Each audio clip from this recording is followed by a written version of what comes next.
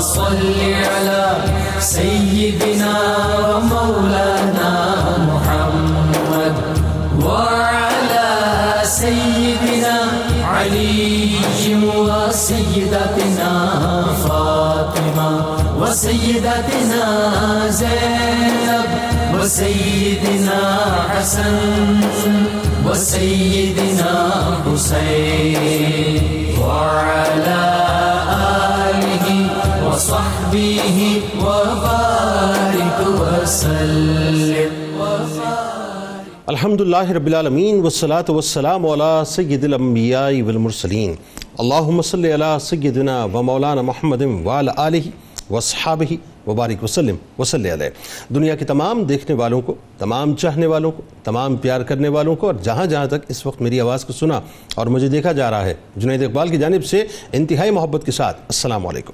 ایک بار پھر ناظرین، آپ کو پر نور صبح میں صبح نور کے ساتھ میں دل کی گہرائیوں سے خوش آمدید کہتا ہوں. اور آئیے چلتے ہیں بلا توقف حضرت ابو انیس محمد برکت علی علیہ رحمہ کی تعریف اسماء النبی کریم صلی اللہ علیہ وآلہ وسلم سے رسول اللہ صلی اللہ علیہ وآلہ وسلم کا ایک اسم مبارک پڑھنے اور سننے کی سعادت حاصل کرتے ہیں. سیدنا الحاکم صلی اللہ علیہ وآلہ وسلم، ہمارے سردار، حکمرانی فرمانے والے، درود و سلام بھیجے اللہ آپ صلی اللہ علیہ وآلہ وسلم پر، آپ صلی اللہ علیہ وآلہ وسلم کے آل پاک پر اور صحابہ کرام رضوان اللہ تعالیٰ علیہم اجمعین پر. سیدنا عبداللہ بن عمر رضی اللہ تعالیٰ عنہما سے روایت ہے کہ حضور نبی صلی اللہ علیہ وآلہ وسلم نے فرمایا کہ لوگوں کے درمیان عدل و انصاف کرنے والے حکمران قیامت کے دن اللہ کی دائیں طرف ہوں گے.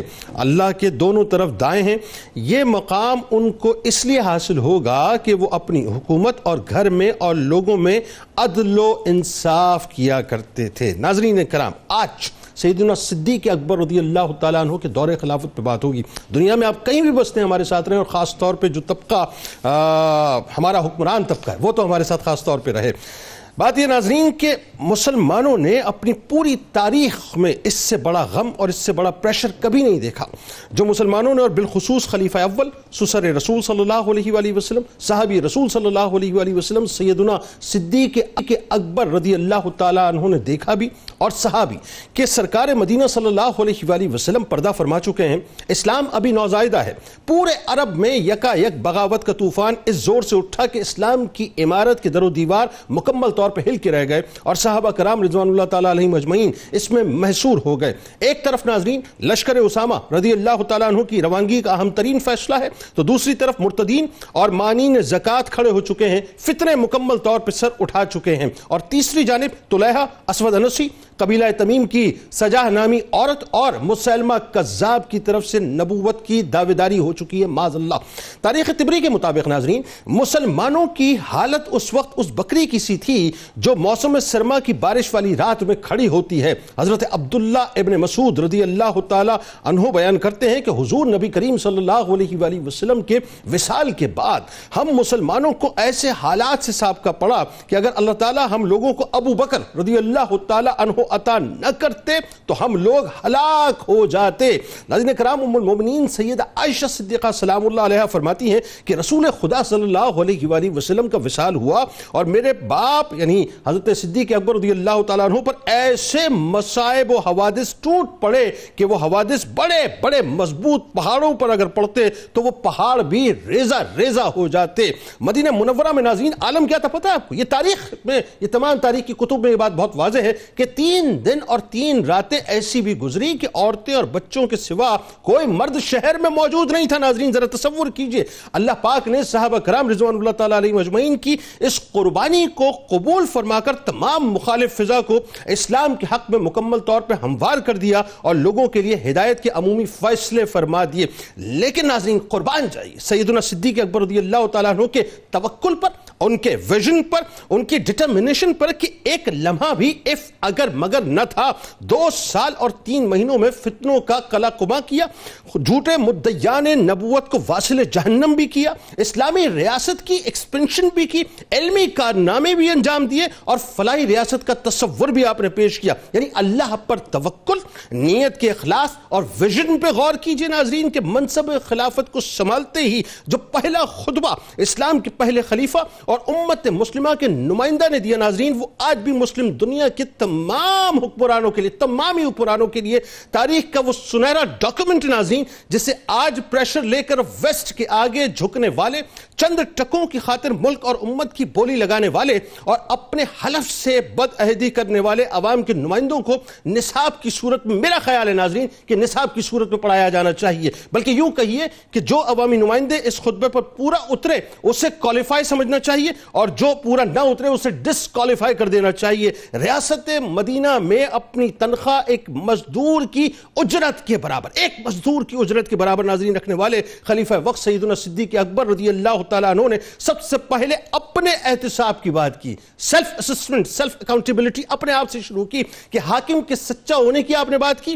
آپ اپنے خطبے میں جو جملے فرماتے ناظرین اس کا کرکس بیان کر رہا ہوں کہ طاقتوروں اور کمزوروں کے درمیان عدل و انصاف کی آپ نے بات کی، عزت کا پیمانہ جہاد سے جڑے رہنے کو آپ نے قرار دیا، بے حیائی اور بدکاری کو قوم کی تباہی اور بربادی کی وجہ قرار دیا، سب سے بڑھ کر یہ کہ جب تک میں اللہ اور اس کے رسول صلی اللہ علیہ وآلہ وسلم کی اطاعت کروں تم میری اطاعت کرو، اور جب میں اللہ اور اس کے رسول صلی اللہ علیہ وآلہ وسلم کی نافرمانی کروں تو تم پر میری اطاعت فرض نہیں ہے۔ یہ پہلا خطبہ ہے پہلے خلیفہ کا اسلامی ریاست کے ناظرین۔ ایک حاکم کا اللہ پر توکل کیسا ہونا چاہیے، اس کی شاندار مثال صدیق اکبر رضی اللہ تعالیٰ عنہ کے ناظرین خلافت کے ابتدائی دور میں نظر آتی ہے کہ یہ امت مسلمہ کے وہ خلیفہ، وہ لیڈر، وہ رہنما ہیں جنہوں نے ملکی، سیاسی، معاشی، معاشرتی غرض کے ایک ایک معاملے کو حضور نبی کریم صلی اللہ علیہ وآلہ وسلم کے کھینچے ہوئے خطوط پر ہی چلایا، اس سے ڈیویٹ نہیں کیا، یعنی اپنی قوت ایمانی، تدبر و فراست اور عزم اور ہمت کی بدولت نوزائیدہ خلافت اسلامیہ کو اتنی مستحکم بنیادوں پر آپ نے قائم کیا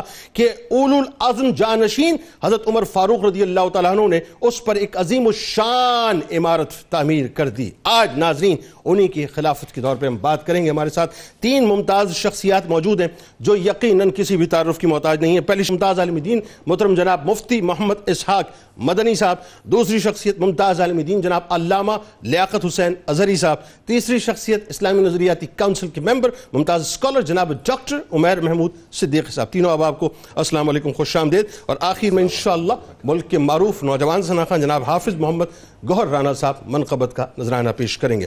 آپ سے آغاز کرتے ہیں، موضوع آج بڑا اہم ہے، اور آج جو یہ ظاہر ہے عوام کی، اگر میں لوکلی بات کروں تو جو پریشانیاں، اور انٹرنیشنلی بات کروں تو امت مسلمہ کی زبوحالی، قیادت کا ایک بہت بڑا فقدان، لیکن آغاز وہیں سے کہ جن مشکل ترین حالات کو تاریخ کے کرتاس میں ہم دیکھتے ہیں کہ صحابہ نے دیکھا، میرا نہیں خیال اس سے زیادہ مشکل ترین حالات آئے ہوں علامہ صاحب، ان حالات میں خلافت کا منصب سنبھالنا، اس کو ٹیک اپ کرنا، اور پھر امت مسلمہ کو ایک ویژن دینا، اس کو چلانا، اور پھر جو پہلا خطبہ، یعنی یوں کہہ لیجئے کہ اپنا جو پہلا انٹروڈکشن ایک خلیفہ نے، پہلے خلیفہ نے دیا، بڑا اہم ترین آغاز کیجئے۔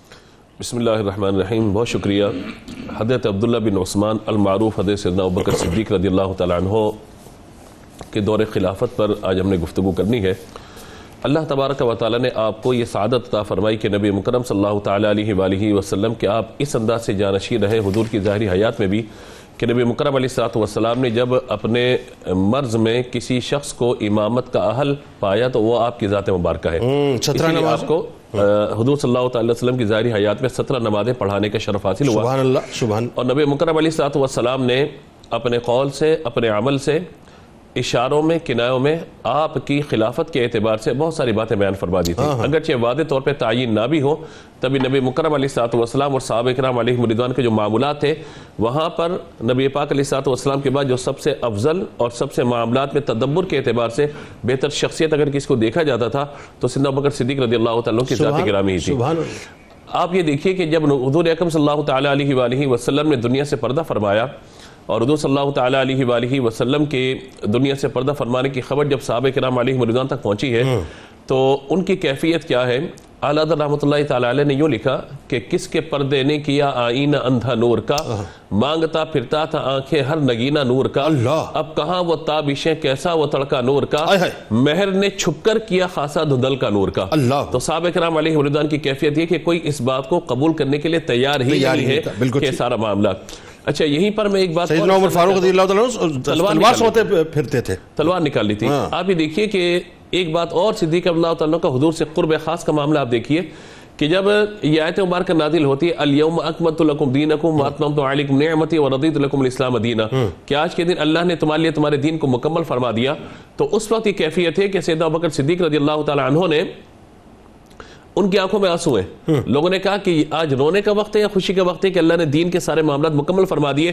فرمایا کہ مجھے لگتا ہے کہ حضور صلی اللہ تعالیٰ علیہ وسلم کے دنیا سے پردہ فرمانے کا وقت آ گیا۔ جو یہ تدبر اور حضور صلی اللہ تعالیٰ علیہ وسلم کے مزاج کے ہم آہنگ ہونا، ہم مزاج ہونا نبی پاک علیہ الصلوۃ والسلام کی، یہ چیز نظر آتی ہے۔ اور یہیں پر آپ یہ دیکھیے کہ جب حضرت عمر رضی اللہ تعالیٰ عنہ نے تلوار نکالی اور کہا کہ کوئی شخص یہ نہ کہے میرے سامنے کہ ہمارے آقا علیہ الصلوۃ والسلام نے دنیا سے پردہ فرما لیا، تو حضرت ابوبکر صدیق رضی اللہ تعالیٰ عنہ نے ان نامساعد حالات کے اندر آگے بڑھ کر جو آیت مبارکہ تلاوت فرمائی، وہ آیت کیا تھی؟ وما محمد الا رسول قد خلت من قبل الرسل۔ جب غزوہ احد میں میرے آقا علیہ الصلوۃ والسلام پر دشمنوں نے حملہ کیا تھا، تو اس وقت اللہ تعالیٰ نے اس آیت مبارکہ کو نازل فرمایا تھا کہ محمد اللہ کے رسول ہے، اگر خدا نخواستہ یہ شہید ہو جائیں، دنیا سے چلے جائیں، تو کیا تم دین پر ثابت قدم نہ رہو گے؟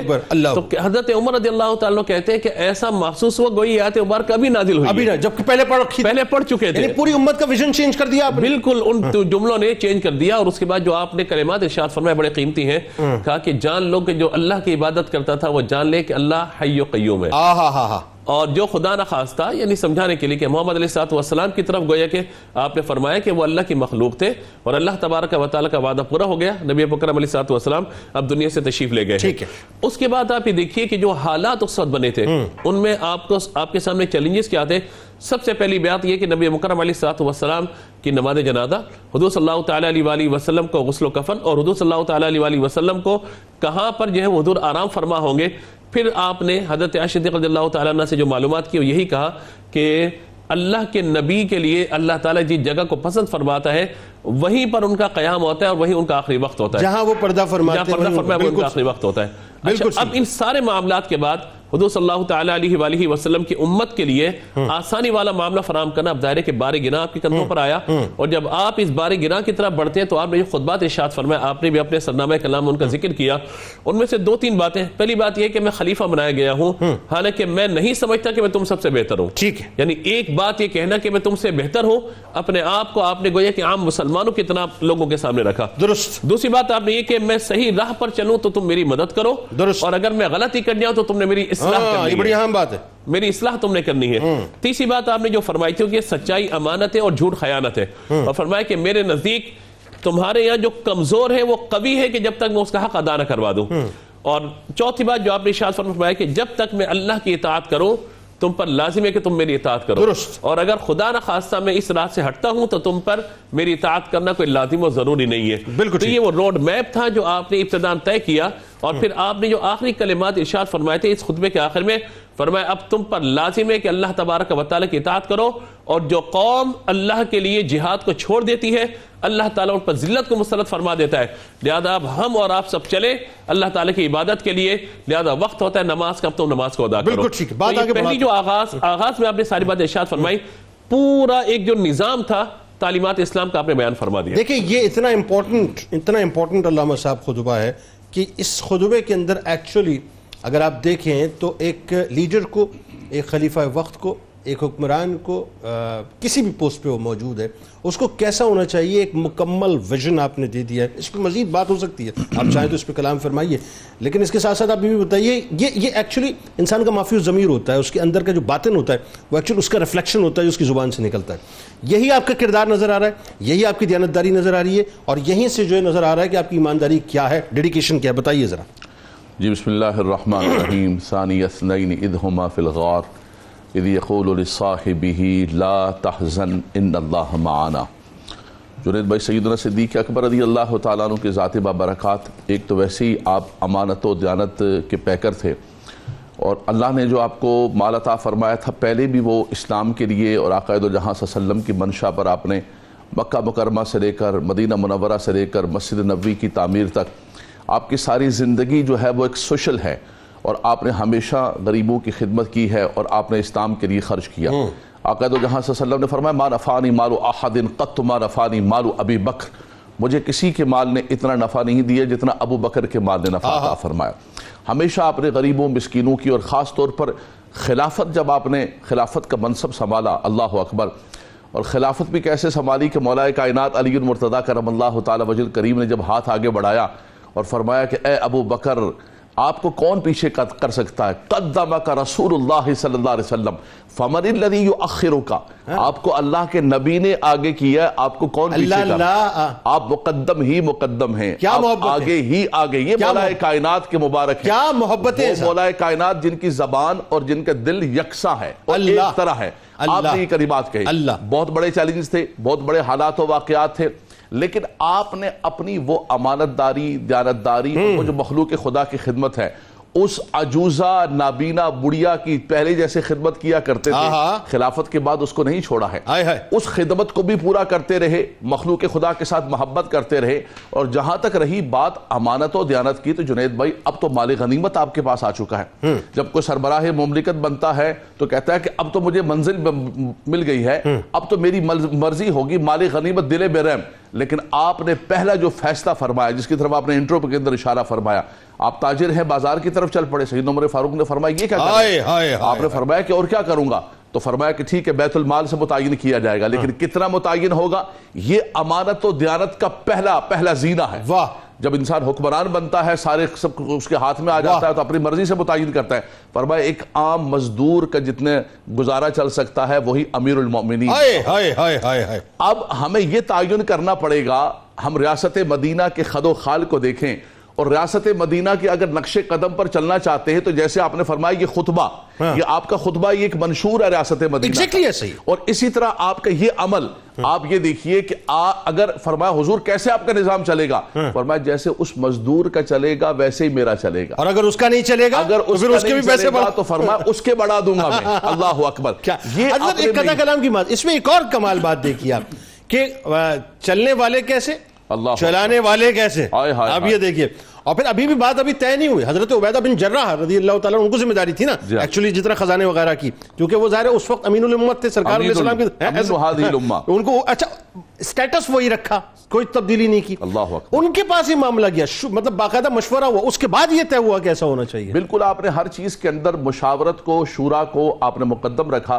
اور جن لوگوں کو آقا دو جہاں صلی اللہ علیہ وسلم نے بڑے بڑے عہدے عطا فرمائے تھے، آپ نے ان کو اسی طرح عطا فرمائے اور اس شورا نے متعین فرمایا. لیکن سب سے بڑی بات یہ ہے جنید بھائی کہ وہ امانت و دیانت کا اللہ تبارک و تعالیٰ نے آپ کو امین عطا فرمایا. آپ کو اللہ نے مسلمانوں کا خلیفہ بنایا تو آپ نے کسی بھی اعتبار سے آپ نے فرمایا کہ اللہ کی بارگاہ کے اندر جا کر مجھے جواب دینا پڑے گا، ایک ایک چیز کا جواب دینا پڑے گا. وَأَمَّا مَنْ خَافَ مَقَامَ رَبِّهِ وَنَهَى النَّفْسَ عَنِ الْهَوَىٰ فَإِنَّ الْجَنَّةَ هِيَ الْمَأْوَىٰ. اللہ کی بارگاہ کے اندر جا کر ابو بکر بھی اسی طرح کھڑے ہو کر جواب دے گا، تم بھی اسی طرح کھڑے ہو کر جواب دو گے کہ تمہیں امین بنایا تھا، تم نے قوم کی اس امانت کو کس طرح پورا کیا ہے. تو سیدنا ابو بکر صدیق رضی اللہ تعالیٰ سب سے پہلے جنید بھائی، بات ہر آدمی کرتا ہے، بات کرنا بالکل آسان ہے. میں بھی بات کر لوں، آپ بھی بات کر لیں، ہر بندہ بات کر لے، کھڑے ہو کے بات کر لے.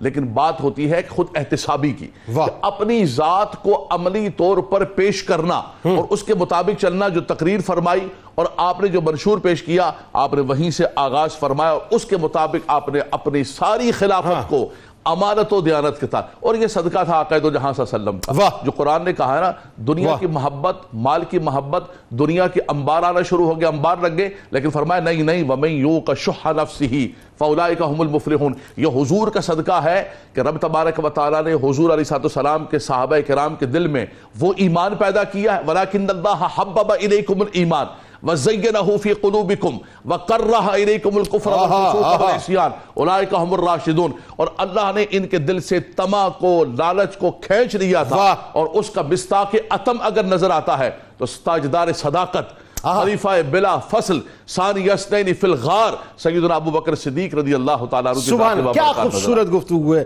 اللہ کرے وہی بات ہے، کاش کے دلوں میں بات اتر جائے. ڈاکٹر صاحب اب آتے ہیں ذرا وہ اہم ترین معاملہ جو درپیش تھا صدیق اکبر رضی اللہ تعالیٰ عنہ کو. اور آپ دیکھیے میں تو حیران ہوں، قربان جاؤں میں اور میری آل اولاد، ہم سب قربان جائیں صدیق اکبر رضی اللہ تعالیٰ عنہ پہ کہ کتنا بڑا فیصلہ کہ تمام مطلب آلموسٹ صحابہ جو ہیں وہ مشورہ دے رہے ہیں کہ جی ایسا نہ کیا جائے. لیکن وہی بات ہے، نہیں میں اس لشکر کو نہیں روکوں گا جسے میرے رسول نے روانہ کیا ہے، اور قیادت بھی نوجوان کے ہاتھ میں، حضرت اسامہ بن زید رضی اللہ تعالیٰ عنہ. ذرا بتائیے جو اٹل فیصلہ، اس کی حکمت، اس کے نتائج کیا تھے.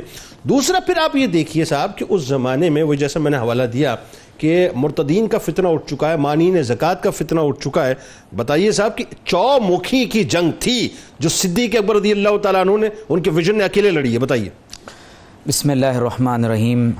2 سال 3 ماہ اور 10 راتیں یار غار و مزار خلیفۃ رسول اللہ افضل البشر بعد الانبیاء حضرت سیدنا ابو بکر الصدیق عبداللہ بن ابی قحافہ عثمان بن عامر بن عمر بن کعب بن سعد بن تیم بن مرہ بن کعب بن لوئی بن غالب القرشی التیمی. صحابہ فرماتے ہیں کہ اللہ تبارک و تعالی نے جب قرآن مجید کی یہ آیت نازل فرمائی قل للمخلفین من الاعراب ستدعون الى قوم اولی بأس شدید تقاتلونہم او یسلمون، فرماتے ہیں ہمیں نہیں معلوم تھا کہ عنقریب کس بڑی جنگ کی طرف ہمیں دعوت دی جانے والی ہے. اچھا. اور وہ کون جلیل القدر شخصیت ہیں کہ جو اس جنگ کی قیادت فرمائیں گے. اللہ. تو فرماتے ہیں کہ جب حضور علیہ الصلوۃ والسلام کے وصال کے بعد عرب کے بعض قبائل مرتد ہو گئے، مانعین زکوٰۃ کا مسئلہ کھڑا ہوا، مدعیان نبوت کھڑے ہوئے، تو اس وقت جب صدیق اکبر رضی اللہ تعالی عنہ نے ہمیں ان جنگوں کی طرف دعوت دی اور جن 11 لشکروں کا آپ نے ذکر کیا، آپ نے روانہ فرمائے، تو اس وقت صحابہ کو معلوم ہوا کہ سورہ فتح کی یہ آیت مبارکہ صدیق اکبر کے بارے میں نازل کی گئی. میرے رونگٹے کھڑے ہو گئے صاحب، یقین مانی میں اس کو ویژولائز کر رہا ہوں کہ پھر وہ ایک اور چیز اس میں ایڈ کیجئے کہ سپریم پاور اس وقت دو سپریم پاور یعنی رومن امپائر جو ہے وہ کھڑی ہوئی ہے سامنے. جنید بھائی آپ دوسری طرف یہ دیکھیں کہ اس پورے خلافت راشدہ کے دور میں یہ 2 سال کا عرصہ یہ بتاتا ہے کہ اگر بیک وقت اندرونی خطرات بھی لاحق ہوں اور بیک وقت بیرونی خطرات بھی لاحق ہوں اور اس زمانے کی دنیا کی سو کالڈ سپر پاورز اسلامی ریاست پر حملہ آور ہوں، تو صدیق اکبر کا ویژن یہ ہے کہ اَيُنْقَصُ الدِّينُ وَأَنَا حَيٌّ، یہ کیسے ممکن ہو سکتا ہے کہ اللہ کے دین پر حملہ ہو رہا ہو اور اس حالت میں زندہ بھی ہوں. حضرت صدیق اکبر رضی اللہ تعالی عنہ نے اس عہد مبارک میں جو 11 لشکر روانہ فرمائے ہیں، میں صرف چند ایک کی طرف اشارہ کروں. آپ نے اس دور میں حضرت علا بن حضرمی رضی اللہ تعالی عنہ کو بحرین کی طرف بھیجا، حضرت اکرمہ بن ابی جہل کو عمان کی طرف بھیجا، حضرت زیاد بن لبید الانصاری کو آپ نے اس مرتد عورت کی طرف بھیجا، آپ نے خالد بن ولید رضی اللہ تعالی عنہ کو بصرہ کی طرف، حضرت عمر بن العاص رضی اللہ تعالی عنہ کو شام کی طرف، اور آپ کی خلافت میں آنے کے بعد سب سے پہلا فیصلہ جو آپ نے کیا ہے وہ حضرت سیدنا اسامہ بن زید رضی اللہ تعالی عنہ کے لشکر کی روانگی. وہی سائیکولوجیکل ایک امپیکٹ تھا نا جو تمام کفار کے اوپر اس وقت پڑ گیا تھا. اور جنید بھائی آپ ذرا سا اس کا ایک منظر دیکھیے کہ ایک طرف آپ قرآن مجید کو جمع فرما کر اس کو نشر فرما رہے ہیں، دوسری طرف مانعین زکوٰۃ کھڑے ہوئے ہیں، مرتدین اور مدعیان نبوت کھڑے ہو گئے، اور ایک ایسے عہد میں جو آپ فیصلہ کرنے کے لیے جا رہے ہیں مانعین زکوٰۃ کے بارے میں فرماتے ہیں کہ واللہ لو منعونی اقالا کانوا یؤدونها الی رسول اللہ لقاتلت معهم. فرمایا اللہ کی قسم اگر ایک اونٹ کی رسی بھی حضور کی بارگاہ میں زکوٰۃ کے دور میں زکوٰۃ کے لیے دیا کرتے تھے اور آج منع کریں گے، فرمایا میں ان کے خلاف جہاد کروں گا. وجہ کیا ہے؟ بتا رہے ہیں کہ نماز اور زکوٰۃ میں فرق نہیں ہوگا. ضروریات دین کی اہمیت کیا ہے یہ بتا رہے ہیں صدیق اکبر کے عقیدہ ختم نبوت کی اہمیت کیا ہے. اور اس عہد میں جو پہلا فیصلہ آپ فرما رہے ہیں، بڑے بڑے اکابر صحابہ کا مشورہ یہ ہے کہ آپ کے دور میں 7 بڑے قبائل مرتد ہو گئے. آپ اندازہ کیجئے کہ عیینہ بن حسن کا جو قبیلہ فزارہ ہے وہ مرتد ہوا، بنو غطفان مرتد ہوئے، بنو سلیم مرتد ہو گئے، بنو فجاع جو اس کی قوم سے تعلق رکھتے تھے بنو تمیم مرتد ہو گئے، کندہ کی قوم کے لوگ مرتد ہو گئے، بنو بکر 7 بڑے قبائل مرتد ہو گئے. اور ایسے عہد میں کہ جب اندرونی اور بیرونی خطرات لاحق ہیں اور رومنز نے اس ایریا کو کولونائز کیا ہوا ہے، صدیق اکبر نے جو حکم دیا ہے وہ یہ ہے کہ جو حضور علیہ السلام نے آخری سریہ اپنے مبارک مرز میں روانہ فرمایا ہے اور آقا علیہ السلام کا آخری فیصلہ ہوا ہے، فرمایا کہ صدیق اکبر کی مجال نہیں ہے کہ اس لشکر کو واپس لے آ سکے. اچھا سر ایک بات دیکھیں لاجیکل بات اگر ہم کریں مطلب میں اس وقت اگر میں اس اسٹوڈیوز میں موجود ہوں اور خدا نہ خواستہ اگر باہر آگ لگی ہے ٹھیک ہے تو میں سب سے پہلے باہر کی آگ بجھاؤں گا، لیکن کمال یہ ہے کہ یہ باہر کی آگ نہیں بجھائی جا رہی ہے، کوسوں دور کی آگ بجھانے کے لیے جو بھیجا جا رہا ہے اور سپریم پاور سے لڑنے کے لیے. جنید بھائی پس منظر یہ ہے کہ جب حضرت زید رضی اللہ تعالیٰ عنہ غزوہ موتہ میں شہید ہوئے تو حضور علیہ السلام نے 20 سال سے کم عمر ایک نوجوان ہے اور اس کی قیادت میں ابو بکر، حضرت عمر، حضرت عبیدہ، ابو عبیدہ بن الجراح، سعد بن ابی وقاص، سعید بن زید رضی اللہ تعالیٰ عنہ مجمعین جیسی جلیل القدر شخصیات موجود ہیں. لیکن جو ایک جملہ میں جنید بھائی یہاں دینا چاہوں گا کہ اس سے یہ بات ثابت ہو گئی کہ صدیق اکبر کے سامنے جو فیصلہ تھا وہ محمد رسول اللہ کا فیصلہ ہے. عقل کچھ اور کہہ رہی ہے, یہ ہے تجربہ و مشاہدہ کچھ اور کہہ رہا ہے, حالات اور واقعات کچھ اور بتا رہے ہیں. لیکن صدیق اکبر نے قیامت تک کے لیے اسلامی ریاست کے لیے یہ لائن آف ایکشن ڈرا کر دی ہے کہ اگر تم محمد رسول اللہ کے ساتھ وفا کرو گے تو اللہ لوح و قلم تمہارے ہاتھ میں دے گا, تمہاری تدبیر کو تقدیر بنا دے گا. اور سب سے بڑی بات یہ ہے کہ اس لشکر کی روانگی سے جو رومنز تھے وہ سہم کر رہ گئے, مانعین زکات مرتدین وہ ڈر کر رہ گئے, اور اللہ نے مسلمانوں کا مورال بلند کیا, مال غنیمت ہاتھ آیا, اور اسلامی ریاست ایسی اسٹیبلشڈ ہو گئی کہ قیامت تک پھر اس کو کوئی اس طرح ہلانے والا نہیں رہ سکا. یکسر منظر نامہ تبدیل ہو گیا, یکسر ایسے ہوا. ناظرین کرام, جملہ ڈاکٹر صاحب نے بہت خوب بات فرمائی. ایکچولی بات یہ ہے کہ جو رسول کریم صلی اللہ علیہ وآلہ وسلم نے فرما دیا, صدیق اکبر رضی اللہ تعالیٰ عنہ نے رہتی دنیا تک ایز لیڈر, ایز رہنما, یوں کہیے کہ ایز خلیفہ آپ نے پیغام دے دیا کہ مسلم کوئی بھی ملک ہے اس کا اگر حکمران ہے اس کو چاہیے وہ کچھ کرے نہ کرے, یہ ضرور کرے کہ اپنے آقا و مولا صلی اللہ علیہ وآلہ وسلم کے ویژن پہ کھڑے ہو جائے, تو پھر اس کے بعد اس کو کوئی تکلیف نہیں ہوگی. توکل اللہ پہ ہونا چاہیے اور سرکار کا ویژن ہونا چاہیے. بڑی سے بڑی تکلیف ہوتی ہے, پھر انسان اس سے نکل جاتا ہے. لیکن جب ہم دنیا کے مخمصوں میں الجھ جاتے ہیں, اگر مگر بت میں الجھ جاتے ہیں, پھر کچھ نہیں ہوتا. آئیے سرکار کی بارگاہ میں درود پاک کا نذرانہ. جب لوٹیں گے ناظرین تو ہمارے ساتھ آپ نے اس لیے رہنا ہے کہ آپ کو بتلائیں گے کہ محافظ ختم نبوت, پہلے محافظ ختم نبوت جو زمین و آسمان نے ناظرین دیکھے, وہ صدیق اکبر رضی اللہ تعالیٰ عنہ ہیں. ان کی بارگاہ میں آپ چلیں گے اور بتائیں گے کہ کس طرح سے آپ نے جھوٹے مدعیان نبوت کو واصل جہنم کیا. درود پاک. اللهم صل على سيدنا ومولانا محمد وعلى سيدنا علي وسيدتنا فاطمة وسيدتنا زينب وسيدنا حسن وسيدنا حسين وعلى وصحبه وبارك وسلم وبارك.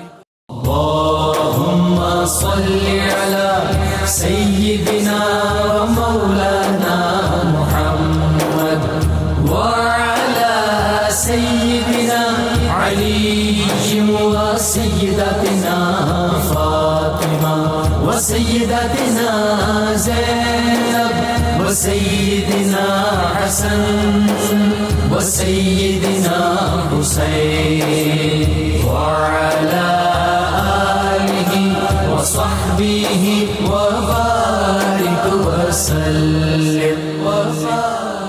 ایک بار پھر ناظرین میں آپ کو خوش آمدید کہتا ہوں. سیدنا صدیق اکبر رضی اللہ تعالیٰ عنہ کے دور خلافت پہ بات ہو رہی ہے.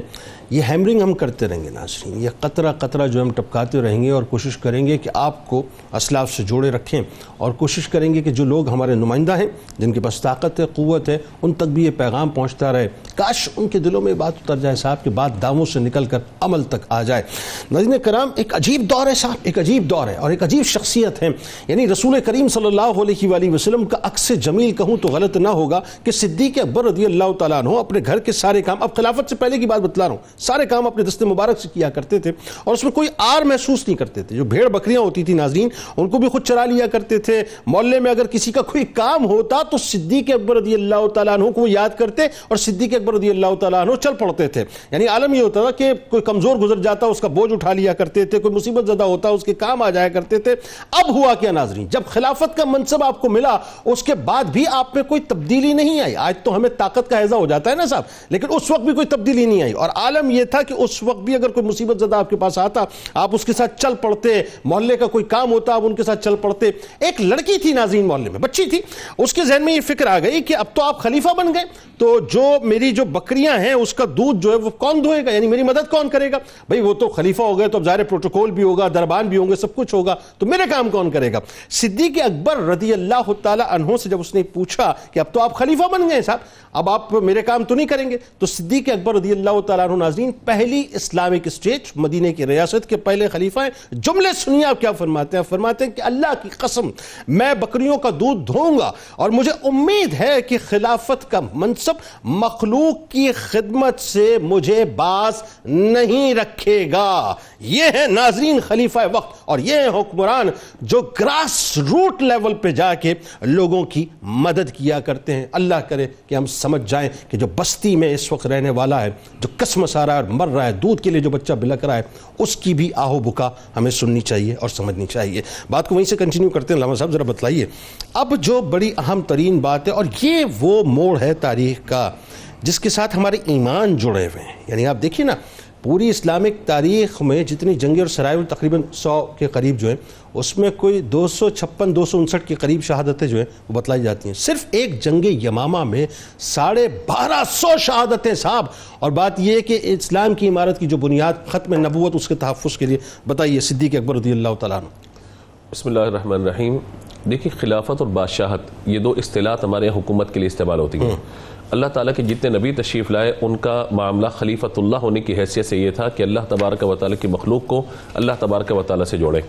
اب نبی پاک علیہ الصلوۃ والسلام نے جب دنیا سے پردہ فرمایا تو حضرت صدیق اکبر رضی اللہ تعالیٰ عنہ اس مسند خلافت پر متمکن ہوئے.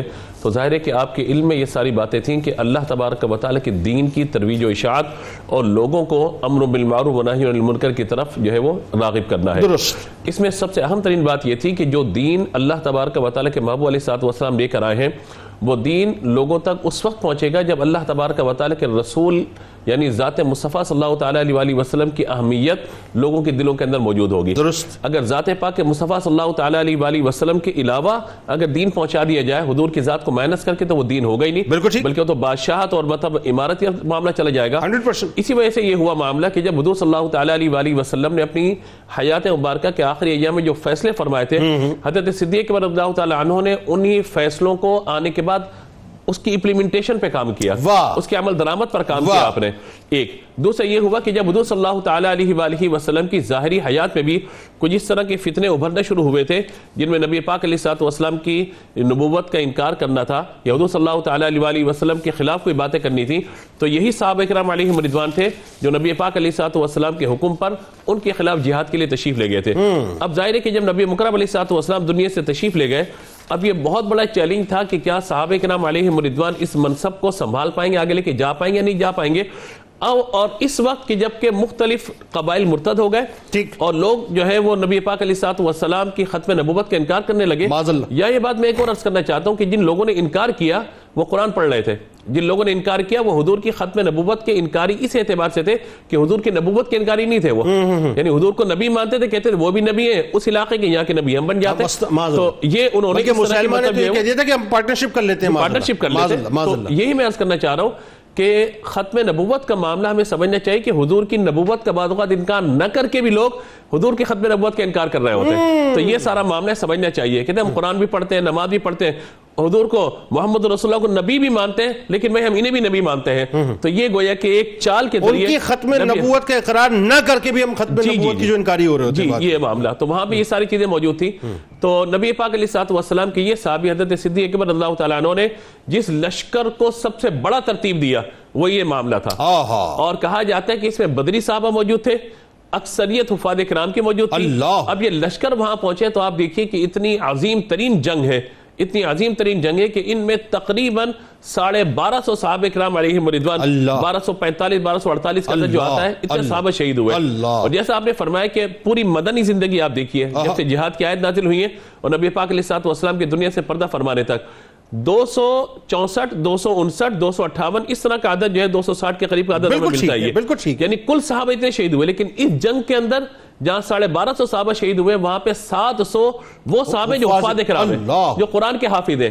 یہی وجہ تھی کہ جب حضرت عمر رضی اللہ تعالی عنہ نے حضرت صدیق اکبر سے عرض کیا تھا کہ حضور یہ حفاظ کرام شہید ہوتے چلے جائیں گے تو قرآن پاک کا معاملہ کہاں جائے گا؟ تو تدوین کا معاملہ، تو تدوین قرآن پاک کا معاملہ اس وقت ہوا کہ اول جامع القرآن آپ ہی کو کہا جاتا ہے. تو یہ جو سارا معاملہ تھا، اور پھر آپ یہ دیکھیے کہ اس فتنے کو ایسا ختم کیا کہ پھر کسی کی مجال نہ ہوئی کہ اس حوالے سے پوری گروپنگ کر کے ختم نبوت کا کوئی منکر سامنے آ جائے. اچھا اس میں ایک بات دیکھیں، ایک تو یہ کہ حضرت واشی رضی اللہ تعالیٰ عنہ، حضرت واشی رضی اللہ تعالیٰ عنہ میری جان ان پہ قربان ہو جائے، یہ سعادت ان کو نصیب ہوئی، سعادت ان کو ہے نا کہ مسلمہ کذاب کو آپ نے واصل جہنم کیا. دوسری جو اس میں بات ہے وہ یہ بتائیے صاحب سننے والوں کو کہ اتنا بولڈ اسٹینس، اتنا ایگریسو اسٹینس کیوں لیا خلیفہ وقت نے؟ بھائی لوگ ذرا یہ بھی سمجھنا چاہتے ہیں نا کہ معاملہ ختم نبوت کا تھا لیکن اور بھی مسائل تھے. یہ ذرا لوگوں کو بتائیے کہ ختم نبوت اسلام کی عمارت میں اس کی حیثیت کیا ہے، اتنا ایگریسو اسٹینڈ کیوں لیا ہے؟ میں دو باتیں یہاں پہ عرض کر دیتا ہوں آپ کی اس بات پر. ایک تو یہ کہ آپ نے جو لشکر اسامہ روانہ فرمایا تھا، اس وقت کچھ صحابہ نے عرض کیا تھا کہ حضور اس وقت لشکر کو روک لیں، یہاں پہ ضرورت ہے، آپ روانہ کرنا چاہ رہے ہیں. تو آپ نے جو الفاظ ادا فرمائے تھے خلاصتاً ان کو میں پیش کروں، کہا کہ اگر ابو بکر یہاں پہ انتقال کر جائے اور اس کو گویا کہ جانور جو ہے وہ نوچ کے کھا رہے ہوں، تب بھی میں حضور کے فیصلے کو پیچھے نہیں کروں گا. ایک بات یہ. دوسری بات ہے ذات پاک کے مصطفیٰ صلی اللہ تعالیٰ علیہ وسلم پر ختم نبوت کے جو معاملے اللہ نے جو مکمل فرما دیا، تو صدیق اکبر رضی اللہ تعالیٰ عنہ نے اور صحابہ کرام علیہم رضوان نے اپنے عمل سے اس بات کو بتایا کہ سب کچھ ختم ہو سکتا ہے، ہماری جانیں ختم ہو سکتی ہیں، مگر اپنی حیات میں حضور کی ختم نبوت کے معاملے میں ہمیں جو کردار ادا کرنا پڑا ہم ادا کریں گے. اس لیے صحابہ نے اپنی جانیں دی ہیں، اور کہا جاتا ہے کہ سارے کا سارا معاملہ گویا کہ صدیق اللہ تعالیٰ عنہ نے اپنی گویا کہ خلافت کا سارا معاملہ داؤ پہ لگا دیا کہ اگر ختم نبوت کے معاملے میں کوئی حرف آ جاتا ہے پھر اسلامی باقی نہیں. یعنی میں اگر آپ کی بات سے یوں سمجھوں اور لوگوں کو سمجھانے کی کوشش کروں کہ ختم نبوت ہی ایکچولی اسلامی عمارت کی بنیاد ہے جس کے اوپر پوری اسلام عمارت کھڑی ہے. اگر خدا نخواستہ اس پہ حرف آ جائے آج بھی خدا نخواستہ تو ساری عمارت متزلزل ہو جائے. پھر آپ نے ظاہر ہے اپنا اسود انسی جو ہے اس کو بھی واصل جہنم کروایا، آپ نے جو ہے شجاع کو بھی، مطلب یہ سارے جتنے بھی تھے سبھی کو جو ہے ٹھیک بالکل صحیح. آگے بڑھتے ہیں. اب ذرا یہ بتائیے صاحب جو بڑی اہم ترین اور آج کی ریلیونس میں بات ہے، ہر آدمی پریشان ہے، مہنگائی ہے، ہر آدمی پریشان ہے جی، مطلب ہم افورڈ نہیں کر پا رہے، ہر آدمی پریشان ہے کہ سمجھ نہیں آتا کہ ہوگا کیا. اچھا ہم یہ مثالوں میں مثالیں تو پیش کرتے ہیں کہ جی وہ فرات کے کنارے بکری کا بچہ سیدنا عمر فاروق رضی اللہ تعالیٰ عنہ فرماتے ہیں خمیازہ میرے سر. صدیق اکبر رضی اللہ تعالیٰ عنہ جو گلیوں میں گھومتے ہوئے نظر آتے ہیں، یہ جو گورننس کا نظام دیا ہے انہوں نے کیسا دیا؟ ذرا علامہ صاحب یہ بتائیے کہ عوام کی فلاح، عوام کی بہتری، گورننس کیسی ہونی چاہیے؟ جنید بھائی آپ دونوں حضرات کی گفتگو سے بس ایک چیز میرے ذہن کے اندر آئی کہ آپ یہ دیکھیے کہ پہلی ریاست مدینہ کے سربراہ نے ختم نبوت کے لیے اتنی بڑی قربانی دی. جو لوگ یہ کہتے ہیں کہ بھائی کسی کا عقیدہ اور نظریہ اس کا ذاتی معاملہ ہے، ریاست کون ہوتی ہے یہ تعین کرنے والی؟ تو پہلی ریاست مدینہ کے سربراہ نے یہ تعین کیا کہ یہ دین کا معاملہ ہے. یہ ریاست ہی تعین کرتی ہے، پہلی ریاست کے سربراہ نے تعین کیا کہ ریاست ہی یہ تعین کرتی ہے. اور اس کے بعد یہ ریاست پاکستان ہے جس کی اسمبلی نے یہ بل پاس کیا کہ یہ ریاست ہی تعین کرتی ہے، مسلمان ہی تعین کرتے ہیں کہ جو آقا دو جہاں صلی اللہ علیہ وسلم کی ختم نبوت پر حملہ کرے گا وہ کسی بھی اعتبار سے نہ ریاست کے لیے قبول ہوگا. اس ریاست کے بعد یہ پاکستان کی ریاست ہے جس نے باقاعدہ یہ لاء پاس کیا، قانون بنایا، اور بحمدللہ تعالی اللہ نے یہ پاکستان کو شرف عطا فرمایا. اللہ صاحب سلامت رہیں، بہت اچھی بات، بہت اچھی بات. دوسرا آپ نے فرمایا فلاح کے اعتبار سے دیکھیں، آپ نے ایک تو سب سے پہلی بات جو ہے جس کا ذکر کیا گیا کہ آپ نے مسلمانوں کی فلاح کے لیے جمع قرآن کا کام کیا. آپ نے فوجی چھاونیاں بنائیں، باقاعدہ طور پر نظام بنایا. فوجی چھاونیاں اس وقت تک تعمیر نہیں تھی، فوجی ایک نظام بنایا اور چھاونیوں کے اندر جا کر ان کے نظام کو، نظم کو، نسق کو خود آپ نے سنبھالا اور ہر اعتبار. پھر فوجی تربیت کا نظام آپ نے بہت بڑا قائم کیا، انٹروڈیوس آپ نے کرا. بالکل. بیت المال چونکہ نہیں تھا اس وقت باقاعدہ بنا ہوا، تو بیت المال کے نظام کو باقاعدہ طور پر آپ نے آغاز فرمایا اور اس سلسلے کو انیشیٹ کر دیا تھا. بالکل. اور سب سے بڑی بات یہ کہ آپ کی جتنی بھی خلافت ہے، مختصر اتنے حالات تھے، اتنی مشکلات تھی، لیکن وہ خلافت علی منہاج نبوت ہے. جو آقا دو جہاں صلی اللہ علیہ وسلم کی تربیت تھی، آقا دو جہاں صلی اللہ علیہ وسلم کی اس مزاج شناس شخصیت نے اس کے مطابق جو ہے ریاست مدینہ کی بنیاد رکھی. لیکن اس میں سب سے بڑھ کر جو ہے اس چیز کا خیال رکھا کہ اپنا بھی احتساب کیا، عمال کا احتساب کیا، جتنے گورنر تھے ان کا احتساب کیا، اور سب سے بڑی بات یہ ہے کہ اس خلافت و امارت کی جو ہے اس کی برکات کو ایک عام آدمی تک پہنچایا. سر یہ بتائیے نا، یہ جو گورننس کا نظام ہے، آج ہم رو رہے ہوتے ہیں کہ گورننس ٹھیک نہیں ہے. گورننس مطلب دنیا بھر کی جو ہے مطلب ڈیٹا ہمارے پاس آتے ہیں، لوگ انالیسس پیش کرتے ہیں، سرویز پیش کرتے ہیں، کبھی گورننس ہمیں بہتر نظر آتی ہے، کبھی کمتر نظر آتی ہے. کیا گورننس دی آپ نے؟ دیکھیں بات یہ ہے جنید بھائی کہ گورننس تبھی ٹھیک ہوگی کہ سب سے پہلے ہم خود ٹھیک ہوں گے، ہمارے عمال ٹھیک ہوں گے، ہماری نیتیں ٹھیک ہوں گی. دیکھیں ایک سٹیٹمنٹ دے دینا، ایک بھاشن دے دینا ایک الگ چیز ہوتی ہے، اور عملی اعتبار سے میدان کے اندر جو آپ نے سب سے بڑی بات فرمائی کہ عدل و انصاف کو قائم دائم فرمانا. آپ نے جتنے بھی آپ نے حکام متعین کیے بغیر کسی تعصب کے، آپ نے اہلیت کی بنیاد پر اور آقا دو جہاں صلی اللہ علیہ وسلم کی ان پسند کی بنیاد پر آپ نے متعین کیے. آج ہمیں موقع ملتا ہے تو ہم کہتے ہیں کہ سب سے پہلے یہ ہمارا قریبی ہے، اس نے ہمارے ساتھ یہ کیا ہے، اس نے ہمارے لیے اے ٹی ایم کا کام کیا، ہم نے اس کو نوازنا ہے، تو پھر کبھی بھی گورننس ٹھیک نہیں ہو سکتی ہے. سب سے پہلے آپ کو دیانت و امانت اور خود احتسابی کرنی ہوگی اپنے آپ کو، اپنے عمال کو، تب جا کے اس کے اثرات و برکات عوام الناس تک پہنچیں گے. اگر آپ یہ چاہتے ہیں کہ مخلوق خدا کو آپ فائدہ پہنچائیں، آپ عدل کا نظام قائم کریں، آپ جو ہے احتساب کا نظام قائم کریں، آپ نیچے تک لوگوں کے لیے، مخلوق خدا کے لیے خدمت. جب آپ نے فرمایا کہ وہ تمام امور جو خلیفہ وقت خلافت سے پہلے انجام دے رہے تھے خود اتر کے میدان میں کر رہے ہیں، آپ سوچیں کہ گورننس کا کتنا اعلیٰ نظام ہوگا، کتنا اعلیٰ معیار ہوگا. بنیادی فرق یہ ہے ان کے اندر اور ہمارے اندر. آج ہمیں بھی مل جائے تو ہم بھی یہی کہیں گے، ہم صرف زبانوں کے، باتوں کے اور اسٹیٹمنٹ کے ذریعے چلانا چاہتے ہیں. انہوں نے عملی اعتبار سے آقا دو جہاں صلی اللہ علیہ وسلم کی سنت اور حضور کے طریقے کے مطابق الخلق و عیاد اللہ، مخلوق خدا کی خدمت کی. رب تبارک و تعالیٰ نے ان کو بلندی اور اللہ تعالیٰ نے ان کو مقام و مرتبہ عطا فرمایا. بات سوچتا ہوں ایک جملہ بات آگے بڑھاتے ہیں، ایک جملہ پھر وہی بات آگئی کہ یعنی ایک بچی جو ہے وہ اپنی بکریوں کے دودھ کو دھونے کے لیے خلیفہ وقت پریشان ہے، اور آپ یعنی انکساری کا لیول دیکھیں آپ کیا ہے. اسلامک اسٹیٹ کے پہلے خلیفہ ہیں. اب آج مسلم ورلڈ کے اندر جو اس وقت صورتحال ہے، مگر اگر ہم صرف اپنی بات کر لیں، دیکھیں نا، مائیں اپنے بچوں کو فروخت کرنے کو تیار ہیں، خودکشیاں کرنے کو تیار ہیں. وہاں عمر فاروق رضی اللہ تعالیٰ عنہ کا جملہ کہ کتا اگر بھوکا مر جائے تو خمیازہ عمر کے سر، تو یہ کتنے خمیازے ہمارے سر ہوں گے صاحب. دیکھیں جنید بھائی، انٹرو کے اندر آپ نے بڑی پیاری بات فرمائی کہ جو حکمران عادل ہوتا ہے وہ اللہ تبارک و تعالیٰ کا بڑا مقرب ہوتا ہے. اور جن 7 لوگوں کو اللہ تبارک و تعالیٰ اپنے عرش کے سائے تلے جگہ عطا فرمائے گا، اس سے سب سے پہلے جو ہے وہ حاکم عادل ہے. ٹھیک ہے، یہ اتنی بڑی برکت تبھی مل سکتی ہے کہ آپ مخلوق خدا کی خدمت کریں گے، آپ اپنی گورننس کو اچھا کریں گے. آج بچوں کو نہروں کے اندر پھینکا جا رہا ہے، جو کچھ بھی ہو رہا ہے، یہ سارے کا سارا لوٹ کر اس حکمران کو اللہ کی بارگاہ کے اندر جواب دینا پڑے گا.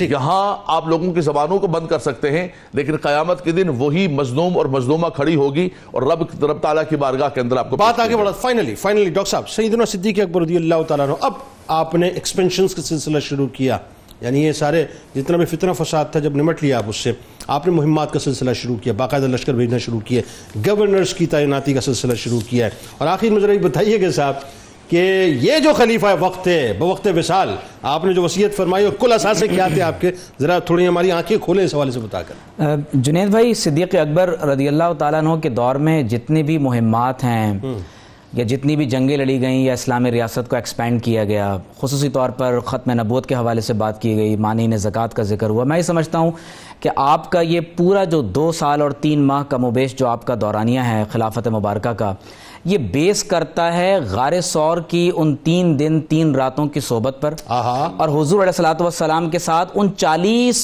برس کی مجالست اور رفاقت کو، جس کو سب سے زیادہ صدیق اکبر رضی اللہ تعالیٰ عنہ نے جس سے نفع اٹھایا ہے. اور میں یہ سمجھتا ہوں کہ حضرت فاروق اعظم رضی اللہ تعالیٰ عنہ کا یہ قول کہ اے ابو بکر اگر آپ نہ ہوتے تو ہم ہلاک ہو جاتے. تو جنید بھائی، آج ہم بھی یہی کہتے ہیں کہ اگر صدیق اکبر کا یہ خلافت راشدہ کا ابتدائی 2 سالہ دور نہ ہوتا تو آج پوری امت مسلمہ بھی ہلاک ہی ہو جاتی. یہ صدیق اکبر رضی اللہ تعالیٰ عنہ نے، کیا اچھی بات، یہ صدیق اکبر رضی اللہ تعالیٰ عنہ نے جو ہمارے لیے خطوط کھینچ دیے ہیں، یہ قیامت تک کے لیے ہر اسلامی ریاست کے لیے مشعل راہ ہوں گے. آپ اندازہ کیجئے کہ آپ جب فتح ہو رہا ہے، جب شام کی طرف لشکر کشی فرما رہے ہیں، تو حضرت ابو عبیدہ کو حمص پر، یزید بن ابی سفیان کو دمشق پر، حضرت شرحبیل بن حسنہ کو جارڈن پر، حضرت عمر بن العاص رضی اللہ تعالیٰ عنہ کو فلسطین کی طرف روانہ فرما رہے ہیں. اور اسی عہد میں جب آپ کا وصال ہو رہا ہے تو آپ دیکھیے کہ آپ نے مثال قائم کر دی ہے کہ مسلمان اپنی ریاست کے امور کو 2 بنیادوں پر چلاتے ہیں. نمبر 1، یا تو ڈیوائن گائیڈنس جو اللہ اور اس کے رسول کی طرف سے مل گئی، عقل و تجربہ کچھ اور کہہ رہے ہیں، ٹھیک ہے، لیکن پھر بھی اسامہ بن زید کے لشکر کو روانہ کرنا، وَأَمْرُهُمْ شُورَى بَيْنَهُمْ، مسلمانوں کے ساتھ مشاورت کر رہے ہیں، لیکن فَإِن تَنَازَعْتُمْ فِي شَيْءٍ فَرُدُّوهُ إِلَى اللَّهِ وَالرَّسُولِ. تو آپ بتا رہے ہیں کہ گورننس کی بنیاد کیا ہے. اور پھر آپ نے اپنے عہد میں عرب کو متعدد صوبوں کے اندر آپ نے تقسیم فرما دیا. آپ دیکھیے مدینہ منورہ، مکہ، طائف، صنعاء، نجران، حضرموت، دومۃ الجندل، آپ نے الگ الگ صوبے بنائے. ہر صوبے میں عاملین کو مقرر کیا، دارالخلافہ میں الگ الگ عہدے مقرر کیے، کیے ہیں. حضرت ابو عبیدہ بن الجراح کو شام کا سپہ سالار بنا کر افسر مال اس سے قبل آپ نے بنایا. اور پھر آپ کی سب سے خاص بات یہ ہے کہ آپ نے قضا پر فاروق اعظم کو مقرر فرمایا. اور پھر حضرت عثمان اور زید بن ثابت رضی اللہ تعالی عنہ کو آپ نے وہاں پر اکاؤنٹنٹ مقرر فرمایا جو پورا ریکارڈ مینٹین کرتے تھے. حضرت عتاب بن اسید طائف میں آپ دیکھیے، مکہ میں حضرت عتاب بن اسید، طائف میں عثمان بن ابو العاص، صنعاء میں مہاجرین میں حضرت مہاجر بن امیہ، حضر موت پر زیاد بن لبید، بحرین میں حضرت علا بن الحضرمی رضی اللہ تعالیٰ عنہ کو معمور کیا. اور جب کسی عامل کو مقرر کرتے تو نصیحت کیا فرماتے تھے؟ فرماتے تھے خلوت و جلوت میں خدا کا خوف رکھو. یعنی ویسے ہمارے بہت سے جو رہنما ہیں ان کو یہ بھی نہیں پتا ہوگا عامل کا مطلب کیوں. عامل سے مراد گورنرز، جو گورنرز آپ نے مقرر چلا کاٹنے والے عامل کو سمجھ رہے ہو، آپ بتائیے ذرا مطلب گورنر سے مراد ضروری ہے، عاملین سے مراد سورہ اخلاص کے مسائل ہیں تو یہ بھی ذرا مطلب پتہ چلے. جنید بھائی آپ نے جس طرف توجہ دلائی، یہ عاملین یہ وہ نہیں ہے جو وظائف کرنے والے ہیں، یہ وہ لوگ ہیں جو گورنرز ہیں. کیا کہتے تھے ذرا بتائیے؟ ان کو عاملین کہا جاتا تھا. فرماتے ہیں خلوت و جلوت میں اللہ کا خوف رکھو. جو اللہ سے خوف رکھتا ہے اس کے لیے ایسی سبیل اور اللہ تعالیٰ ایسا رزق پیدا کر دیتا ہے جو کسی کے گمان میں نہیں ہوتا. اور پھر آپ فرماتے ہیں کہ بے شک اللہ تبارک و تعالیٰ اپنے بندوں کی خیر خواہی کے لیے جو مقرر فرماتا ہے اس میں سب سے بہتر چیز تقوی ہے. تم خدا کی راہ میں افراط و تفریط سے اجتناب کرتے رہو، غفلت کی کوئی گنجائش نہیں. اور پھر آپ اندازہ کیجئے کہ جب آپ کے وصال کا وقت قریب آیا تو صدیق اکبر رضی اللہ تعالی عنہ نے سردی کے موسم میں جب آپ نے غسل فرمایا تو شدید بخار ہوا، اور اپنی صاحبزادی سے پوچھا کہ جب رسول اللہ صلی اللہ علیہ وسلم کا وصال ہوا تو پوچھا کہ دن کیا تھا؟ آپ نے فرمایا کہ پیر کا دن تھا. تو آپ میں خواہش پیدا ہو گئی کہ میرا انتقال بھی آج پیر کے دن ہو جائے. عمر بھی 63 برس ہے، پیر کا دن ہے. پھر اپنی صاحبزادی سے پوچھا یہ بتائیے کہ حضور علیہ السلام کو کن کپڑوں میں کفن دیا گیا؟ تو فرمایا کہ 3 یمنی جو کپڑے تھے وہ تھے. آپ رضی اللہ تعالی عنہ نے جو خطبہ ارشاد فرمایا ہے جنید بھائی، اس کو پڑھ کر دل لرز اٹھتے ہیں. آپ نے فاروق اعظم رضی اللہ تعالیٰ عنہ کو مسلمانوں کے مشورے سے نومینیٹ کیا، اور اس کے بعد جو کچھ آپ نے خلافت راشدہ کے دور میں لیا تھا 2 سال کے عرصے میں وہ پورا کا پورا واپس فرمایا. اور اس کے بعد فرمایا کہ زمین بیچ کر آپ نے وظیفہ سب کچھ آپ نے واپس کر دیا. جو کچھ آپ کو 2 برس کے عرصے میں خلافت راشدہ سے ملا وہ تمام کا تمام آپ نے واپس کر دیا. اور بیت المال میں جو باقی بچا اس میں صرف ایک غلام، ایک اونٹ اور چند سامان کی چیزیں تھیں، وہ فاروق اعظم کو واپس کی اور فرمایا کہ یہ مسلمانوں کی امانت ہے. یعنی آپ دیکھیے بات یوں ختم ہو رہی ہے، سمیٹتے ہیں بات کو کہ صدیق اکبر رضی اللہ تعالی عنہ امام حسن مجتبی علیہ السلام فرماتے ہیں، اور یہ جگہ امام حسن مجتبی علیہ السلام فرما رہے ہیں. آپ یہ دیکھیے کہ کیا کمال ہستی ہیں. فرماتے ہیں کہ صدیق اکبر رضی اللہ تعالیٰ عنہ نے اپنی وفات کے وقت ام المومنین سیدہ عائشہ صدیقہ سلام اللہ علیہا سے فرمایا کہ دیکھو یہ اونٹنی جس کا ہم دودھ پیتے ہیں، اور یہ بڑا پیالہ جس میں ہم کھاتے ہیں، اور یہ چادر جو اوڑے ہوئے ہوں، یہ سب کچھ بیت المال میں جمع کر دو. یہ کل بھائی صرف ایک آخری ایک حدیث میں سنانا چاہتا ہوں. علی اور مرتضیٰ راوی ہیں، فرماتے ہیں کہ جب صدیق اکبر رضی اللہ تعالیٰ عنہ کو غسل کفن دے کر آپ کی میت کو حضور علیہ السلام کے روضہ مبارک کے سامنے رکھا گیا تو روضہ مبارک سے آواز آئی ہے ادخل الحبیب الی حبیبہ فإن الحبیب الی الحبیب مشتاق. بہت شکریہ، جزاک اللہ، اللہ جزائے جمیل عطا فرمائے. بہت حسین پروگرام آپ تینوں نے پیش کیا، بہت شکریہ.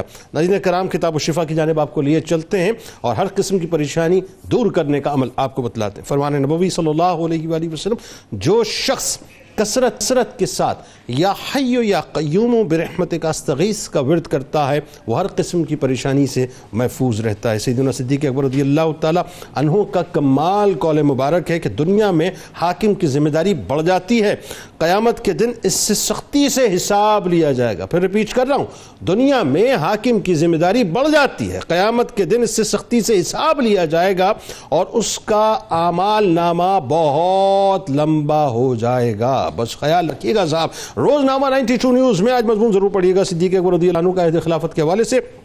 ٹویٹر پہ ہمیں ضرور فالو کیجئے، فیس بک پیج کو لائک کیجئے، یوٹیوب چینل کو سبسکرائب کر کے بیل آئیکن کو ضرور کلک کیجئے گا. تجدید عہد وفا کرتے ہیں لا یؤمن احدکم حتی اکون احب الیہ من والدہ وولدہ والناس اجمعین. اللہ تعالیٰ آپ کا، ہمارا، ہم سب کا، پاکستان کا، امت مسلمہ کا حامی و ناصر ہو. ہمارے ساتھ ملک معروف شناخواں، نوجوان شناخواں جناب گوہر رانا صاحب، حافظ محمد گوہر رانا صاحب تشریف فرمائے. آپ کو خوش آمدید، السلام علیکم. ان سے منقبت کا نذرانہ سنیں گے.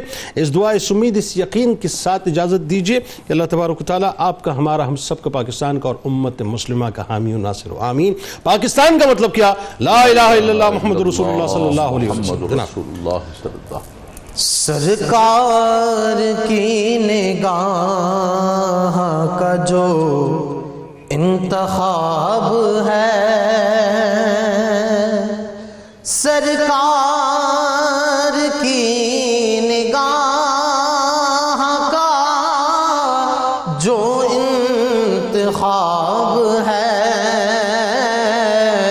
صدیق نامدار وہ عزت مآب ہے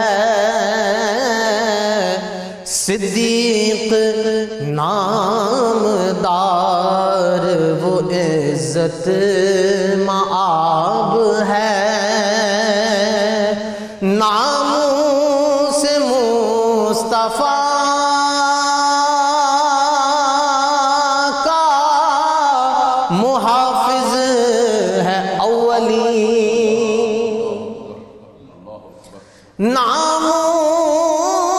ناموس مصطفیٰ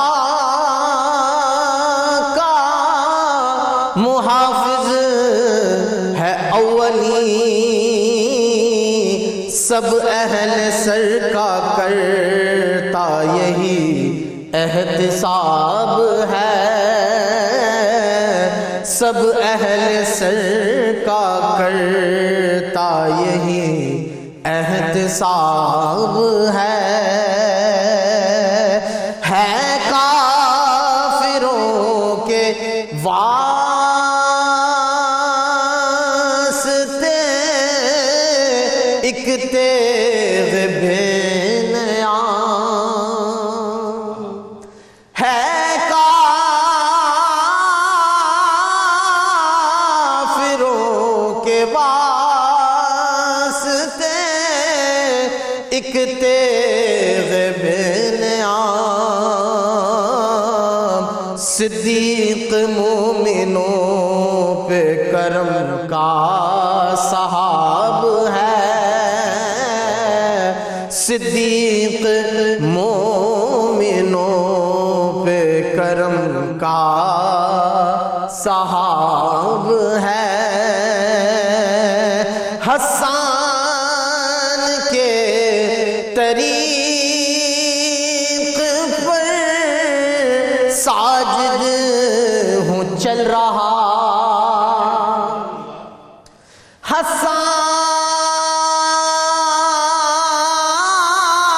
حسان کے طریق پر ساجد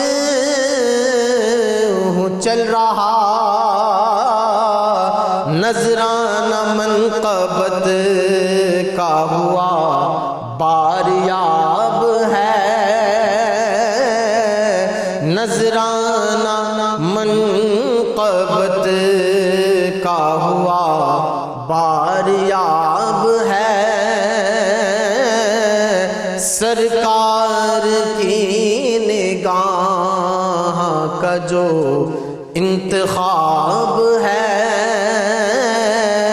صدیق